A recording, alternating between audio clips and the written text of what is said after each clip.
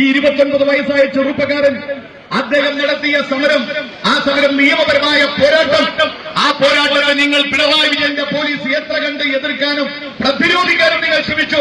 പക്ഷേ ആ ചെറുപ്പക്കാരൻ മുട്ടുമടക്കിയില്ല. നിങ്ങളുടെ മുന്നിൽ മുട്ടുമടക്കിയില്ല. നിങ്ങൾ എന്തൊക്കെ വാഗ്ദാനങ്ങളാ ചൊരിഞ്ഞത്? 20 ലക്ഷം രൂപ വരെ കൊടുക്കാമെന്ന് പോലീസ് സ്റ്റേഷനിൽ നിന്ന് പറയാ, മധ്യസ്ഥതയേക്ക പോലീസ്. എന്നിട്ട് പറയാ 20 ലക്ഷം രൂപ തരാം.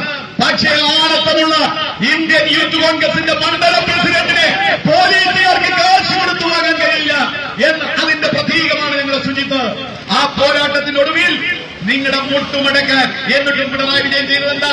നടപടിയെടുത്തു. എന്ത് നടപടി? സ്ഥലം മാറ്റി പോലീസ് സ്റ്റേഷനിൽ, അല്ലേ? അതല്ലേ നിങ്ങളെടുത്ത നടപടി?